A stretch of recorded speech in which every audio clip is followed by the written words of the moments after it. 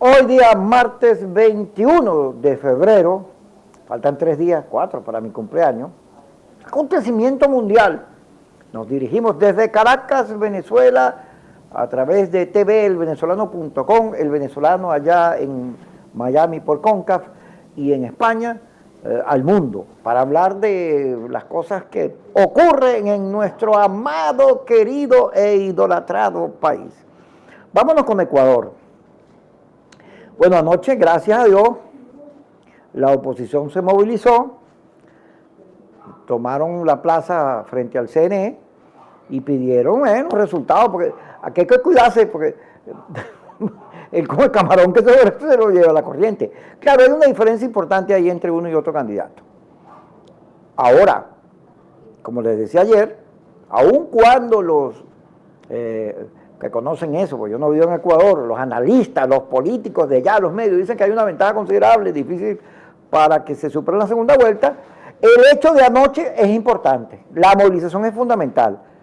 Es posible que esa actitud de defensa del voto ayude a que el resto de la oposición se motive y vote por el candidato, ¿cómo se llama? Debe ser Pichirre ese señor. Lacio, agarrado por un lacio. Estaba leyendo, bueno, todos los intrículos y la gente de Voluntad Popular, vi gente presente del partido de Leopoldo ahí en la plaza, con banderas venezolanas y todo eso. Inclusive gritaban consignas, Ecuador no será como Venezuela. Es que Venezuela es un mal ejemplo, esto es un mal ejemplo para todo el mundo. Nadie quiere ser como este país. No porque seamos bonitos, por cierto, hay una propaganda de la Polar con el gran Coquibacoa, donde canta el Pollo Brito, todo el mundo bien bonita. Este es un hermoso país, pero tiene el peor gobierno del mundo. Entonces nadie quiere tener una democracia chucuta, horrorosa, un CNE como el de aquí, donde no se busca que se profundice la democracia, que la gente vote, sino todo lo contrario, y nadie quiere parecerse a Venezuela. Lo cierto es que Ecuador va en abril a la segunda vuelta y aún en la considerable ventaja va a ser muy reñido, Esperemos, por supuesto, nosotros no somos partidarios de Correa, solo que analizando, uno se quita los prejuicios, porque los venezolanos estamos muy prejuiciados. Con todo lo que se parezca a Chávez o a Maduro o a la revolución, nosotros ya nos enlinchamos porque es que esta gente es muy maluca, y es mal ejemplo. Seguir el ejemplo que Caracas Dios, dice el himno nacional. Pero hay que seguir el ejemplo que la oposición venezolana ha dado en cuanto a la unidad, y ese es el consejo, la enseñanza que le damos a nuestros hermanos ecuatorianos, mantener la unidad para pelear, porque hay que defender la democracia, la posibilidad de vivir en prosperidad, en diálogo, en debate, sin autoritarismo y militares y persecuciones y policías pendientes de cómo fregarlo a uno y de ese tribunal y todas esas cosas horribles. Pendiente de lo de Ecuador. Sigamos, señor director. Ajá, de la confrontación a la agresión, el tira y encoge discurso entre Venezuela y Estados Unidos, porque ya se sabe, es previsible también, que la situación con Donald Trump no va a ser igual que con Obama. Aunque Maduro y Trump se parecen. ¿Cómo es nuestra consigna, mi Mocín? A ver, ¿cómo es la consigna? Maduro y Trump la misma vaina son. Maduro y Trump la misma vaina son. Nosotros lo decimos porque aunque uno es de izquierda y el otro de derecha, son autoritarios los dos, y con respecto a CNN dijeron lo mismo que CNN no servía para nada y que manipulaba. Pero lo cierto es que Donald Trump ya empieza a visorar, ha tenido conversaciones con presidentes latinoamericanos y las declaraciones y todo lo que ha pasado, que no va a ser muy paciente con Maduro ni muy tolerante. Es posible que vengan más sanciones y medidas drásticas, y el gobierno está pensando en eso, se ha reunido, los pajaritos me han contado, están un poquito angustiados, y el pobre Tarek Sami, mira, Tarek, en Miami, es que ya el Samán no puede ir para allá, pero venden unas pastillas que se llaman Sleep, que son una maravilla para dormir, porque yo me imagino que tú estás un poquito angustiado cuando te acuestas y oyes una película, un surround que tienen al lado por ahí, te da muchos nervios. No es que yo sea malo, sino, por supuesto, yo no quiero que nadie se meta en Venezuela, soy defensor de nuestra autonomía con tu país, quiero que se vayan los cubanos, los americanos, toda esa gente que se ha metido y que los venezolanos resolvamos nuestros problemas. Y quiero además que la gente se ponga pila. Mire, digo esto porque primero fue una lista que supuestamente tiene una gente de la Fiscalía Americana y del Departamento del Tesoro, está una lista donde está todo el mundo ahí, le metieron a Gorrín, a banqueros, a generales, a no sé cuánta gente. Esa lista la hicieron hace como 3 meses, pero la volvieron a sacar. Y entonces la tienen tirando por todos lados, y esa lista no solo es mentira, sino que es vieja. Pero luego tiraron una cosa de que había unos emails, unos WhatsApp y unos textos por todas las redes, de que los militares estaban alzados, que se habían reunido, que había un paro, que no sé qué cosa. Después tiraron un texto de Leonardo Padrón, otro de Nelson Bocaranda Sardi. De todo el mundo empezaron a tirar cosas, declaraciones, una de Henry Falcón, desde Cojedes, donde no lo dejaron entrar. Hay una campaña en las redes muy peligrosa, muy difícil, muy compleja, porque busca meterle miedo a la gente, y yo creo que también están tratando de localizar quiénes son los que lanzan bolas y todo eso. Eso, por supuesto, es el gobierno quien tiene esa tecnología, eso no lo tiene la oposición. Y ahí, la guerra entre los banqueros que está funcionando, unos echándose dos contra otros. Hay que tener mucho cuidado. Yo llamo a la gente que es asiduo a las redes, que nos está viendo nosotros, que tenga muchas pilas, porque el objetivo del gobierno es meterle miedo a los venezolanos, generar la ilusión de un golpe militar para ver quiénes se cuadran con eso, y además dividir a la oposición. Uno de los objetivos es siempre, cada vez que hay una declaración de algún dirigente de la oposición importante, sale algo que lo insulta, le pegan. Hay una foto donde estaba viendo a Manuel Rosales, que lo ponen como billullo, no sé qué, con una plata y con una cara de rata, una cosa bien fea, y así van generando unas cosas que hay que estar pendiente. Hay que estar pendiente porque están muchos movimientos en las redes dirigidos a generar zozobra, desconfianza hacia el liderazgo de la oposición. Contra la MUD, hay otra campaña contra la MUD otra vez, ya están diciendo de todo. Bueno, hay que estar con cuidado. Hay que entender que la unidad, volvamos a Ecuador, si la oposición hubiese ido unida a Ecuador, hubiera tenido mejores resultados. Y estaría peleando porque la impresión de unidad ayuda a la victoria. Pero bueno, digo todo esto, lo estoy alertando porque mire, es horrible estos laboratorios que están actuando en internet. ¡Ay! ¿Cómo yo sé cuándo es un laboratorio? Es muy fácil.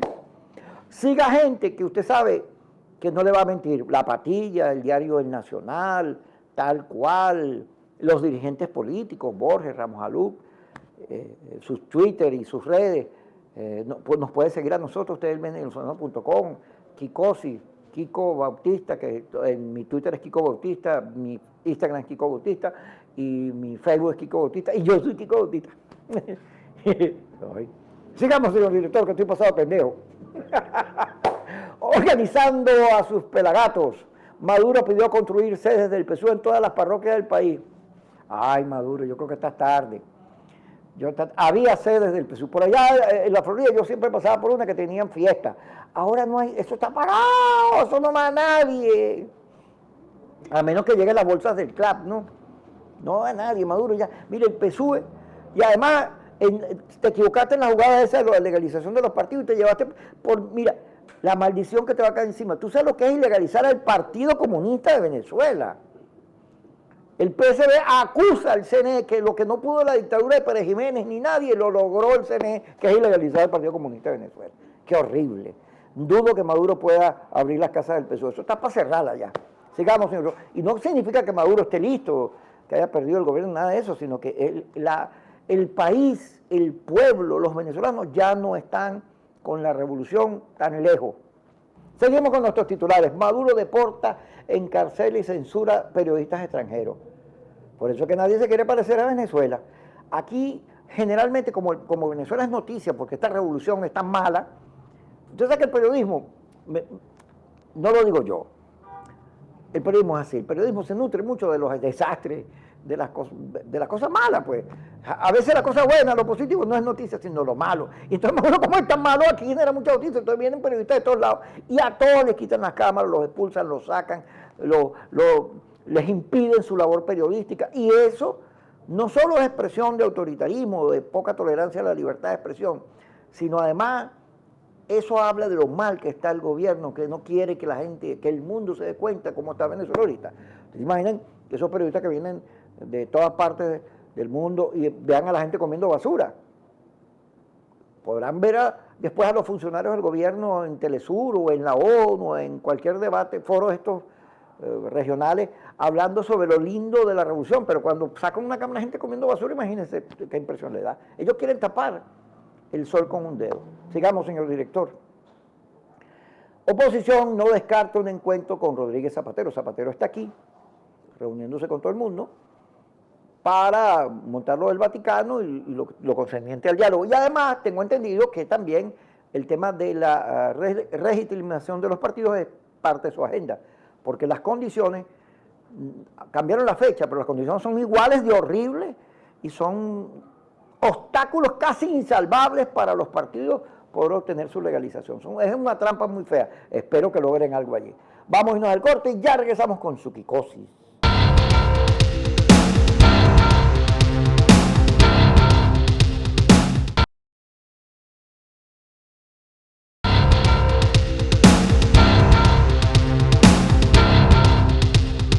Saludos a mi querida Carla La Angola Lola, quien será mi esposa en algún momento.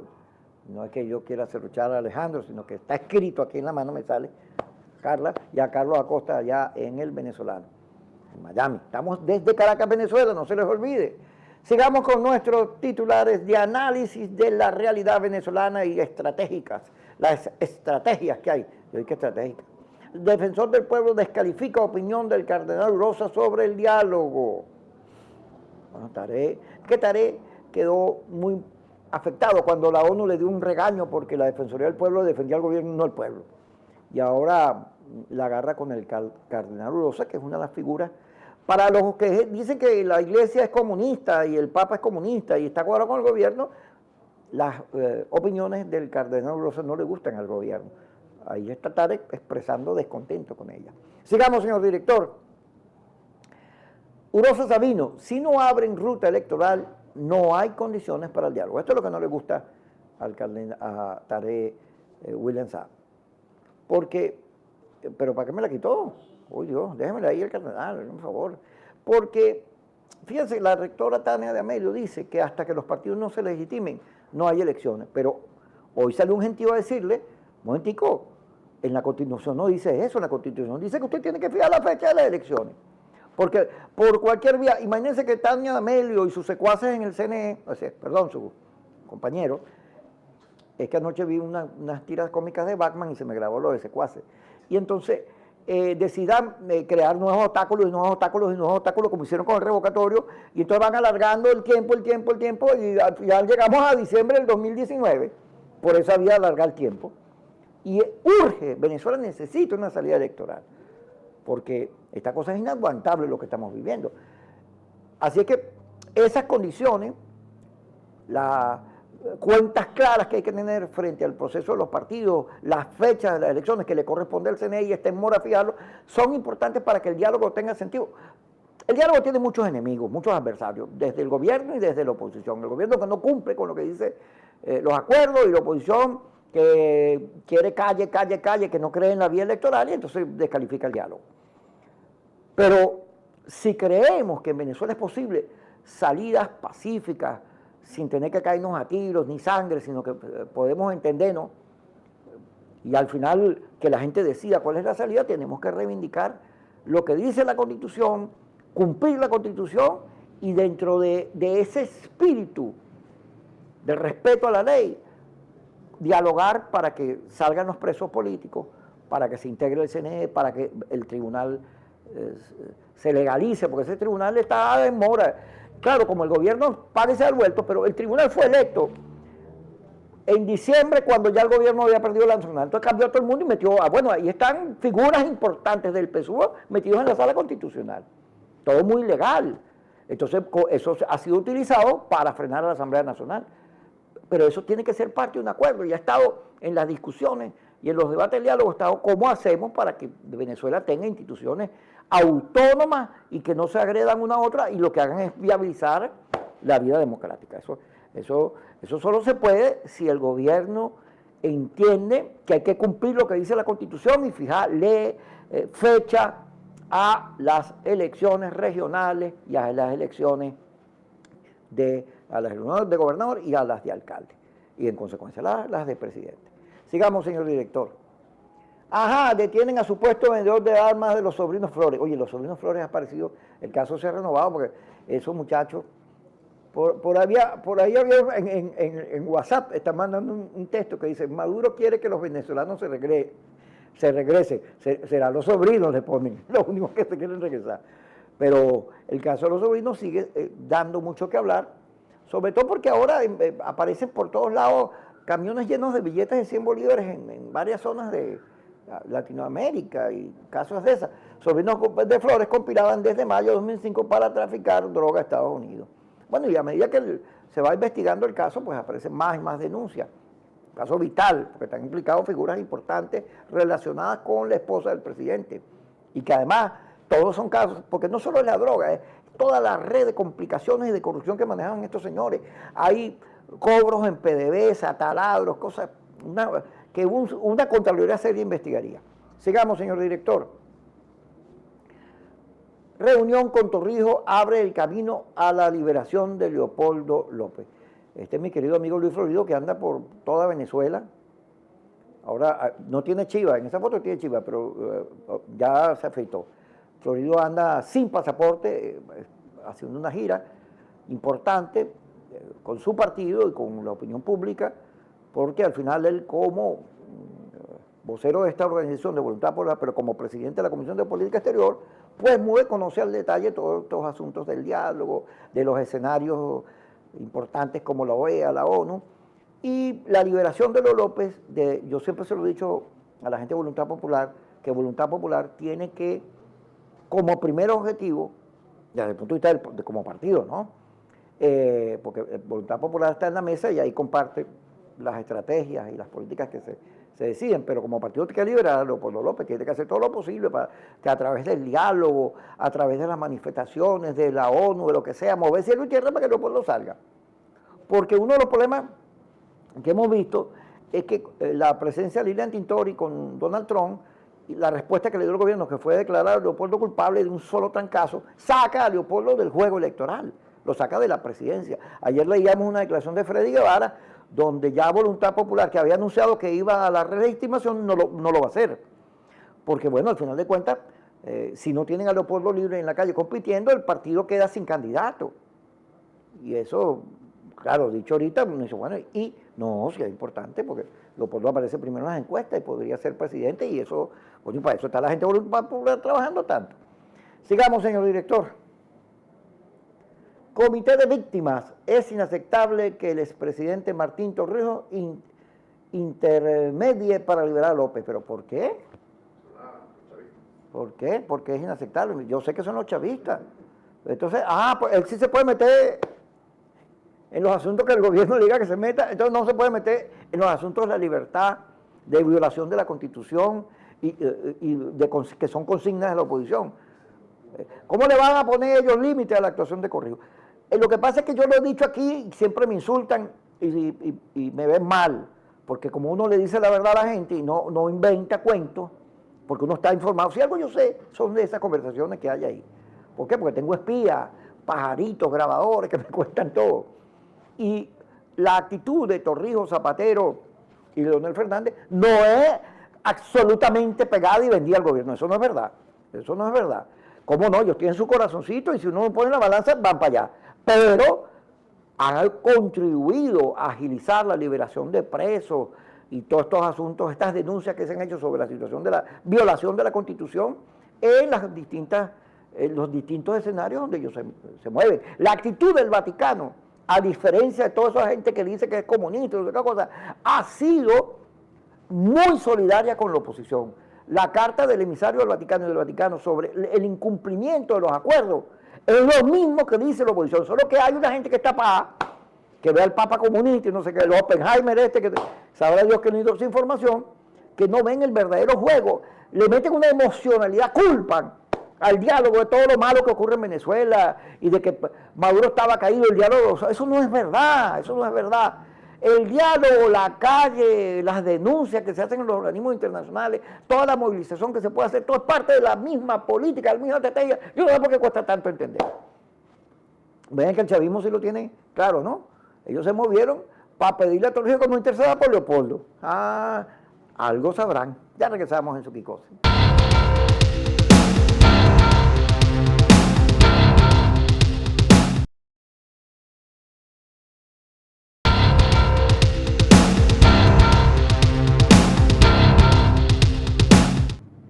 Grabando.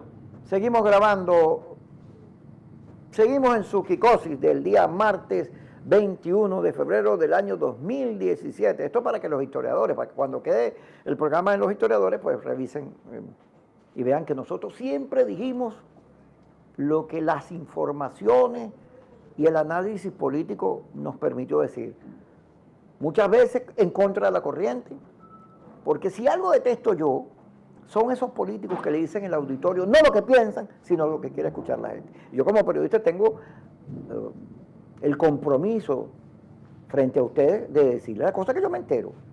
Cuando yo digo que Leonel Fernández, que Torrijos, que Zapatero, que el Vaticano, que esos no son ningunos vendidos al gobierno, que sí hay inclinaciones de los tres expresidentes hacia Maduro por las razones de Estado y además de ciertas afinidades ideológicas, aunque no mucho, pero muchos de ellos, estos expresidentes, se han movido en correspondencia a las denuncias de la oposición.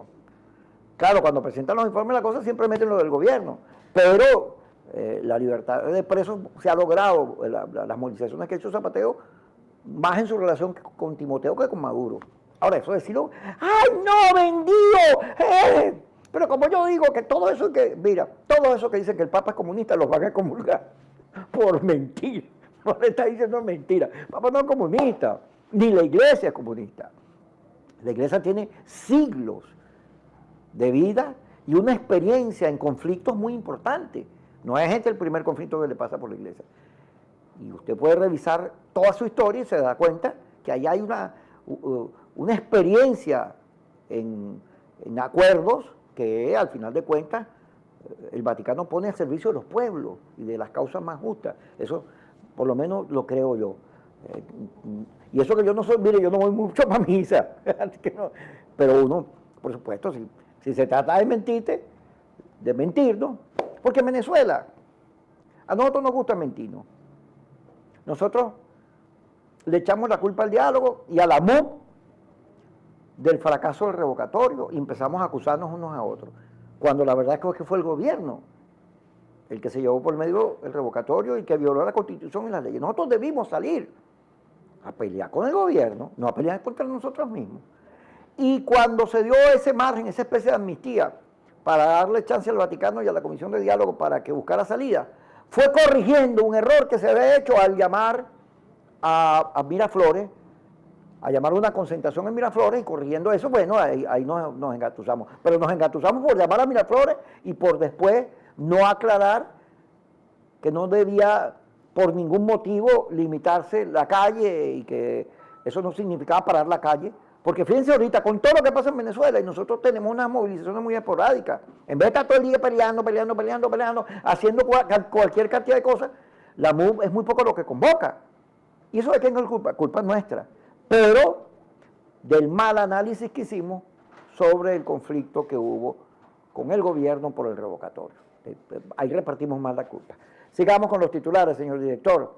Denuncian que hay 18 presos políticos pese a tener boletas de carcelación. Este es Gaby Castellano, y en eso yo estoy muy de acuerdo con Gaby, porque a veces los acuerdos de diálogo no se cumplieron, o no se cumplían, porque había unos saboteadores en intermedio. El señor que está encargado del SEBIN, ¿por qué ese señor no cumple con las boletas de carcelación? ¿Por qué él es más autoridad que Maduro o que los propios tribunales? Eso tienen que explicarlo. ¿Por qué John Goycochea no está en la calle? ¿Por qué? Si tiene medidas sustitutivas de libertad. Eso es una cosa insólita. Pero bueno, como vivimos en nuestro insólito universo, ahora no hay que dejar a los presos libres, como no hay que dejar al pueblo solo. Mira, hoy aquí yo vivo cerquita en Bellomonte, y aquí hay ¿cómo se llama el supermercado? Unicasa. Ahí llegaron pañales, entonces hay un guiso, la policía que tiene la custodia del supermercado, tiene un guiso ahí con los pañales, los venden al frente, una cosa, no en el supermercado mismo, y se armó una trifulca horrible, nosotros, sería bueno un diputado que hubiera aparecido por ahí, alguien que diera una declaración al respecto, pero porque ese caso ocurre en muchos lugares. La gente que está en las colas está muchas veces desamparada. Yo no digo que nos metamos en la cola porque ya eso es muy difícil y son muy complejos los problemas son sacar a la gente. No, pero cuando se presenta esta situación hay que estar a la gente. Como cuando se va la luz, se fue la luz en el aeropuerto. En el aeropuerto de Maiquetía se fue la luz y aquel conflicto con los vuelos. ¿Y cómo es posible que ahí no haya un plan de seguridad, una planta, nadie explica nada? A menos que le echen la culpa a una iguana, que es un saltamonte, una culebra, cualquier animal, que es lo que hace el gobierno. Pero ahí debería aparecerse una comisión de la Asamblea Nacional. Mire, ¿qué es lo que pasa? Y pedir explicaciones. Yo lo que me refiero es eso. No hay que abandonar a los presos, no hay que abandonar a la gente, no hay que abandonar nada. Hay que seguir peleando, siempre con una visión democrática, por supuesto, pero confiando en la gente. Sigamos, señor director. Suelten a John Goicoechea, suelten a John Goicoechea. Parlamento dedicará sesión especial a los familiares de los presos políticos. El domingo hubo una, creo que fue en Santa Mónica, no me acuerdo dónde fue. Recuerden ustedes, amigos míos. Yo oí un pedazo de la intervención de Henry Ramos, muy buena, y en eso la Asamblea está cumpliendo con su deber. No hay que dejar a los presos políticos, como decías antes, porque además son productos de violaciones a la Constitución, de ilegalidades, de enormes injusticias, porque este gobierno, a todo el que le da la gana lo mete preso y lo acusa de lo que sea, siembran situaciones que no son reales, como a Carlos Melo, que llevaba una correa con dinamita, que sé yo, unas mechas, y eso no era verdad. En el caso de John Goicoechea no es verdad lo que se le acusa, John no es ningún terrorista. Así que hay que aplaudir a la Asamblea en esta gestión de los presos políticos. Sigamos, señor director. Jueza renuncia en tribunal tras presión del SEBIN para que cambiara la decisión. Bueno, esto con los estudiantes, ¿no? Sí. Con los estudiantes que los estuvieron. Entonces querían que en medio de la sesión se le aparecieron ahí para cambiarle. La señora al final terminó renunciando. Eso es horrible. ¿Cómo la presión política sobre la justicia? Bueno, está el caso de la jueza Fiuni. La Fiuni mal o bien decidió sobre un caso que es para lo que están los jueces, y como al gobierno no le gustó la decisión, pues, bueno, todavía la tienen sometida a presentación y con una mira telescópica, la tienen el paredón de la justicia. Aquí en Venezuela, el informe sobre las violaciones en los tribunales de la ley, de la Constitución, de los derechos civiles de la gente, es una cosa impresionante. Bueno, en este caso de la jueza es horroroso, en plena sesión además ocurrió esto. Sigamos, señor director. MSP confirma que Plan Wilmito está en régimen de confianza gracias a Iris Valera. Sí, este es el que mataron a Margarita. Sí, el caso de los cuentos que uno escucha del Ministerio de Justicia,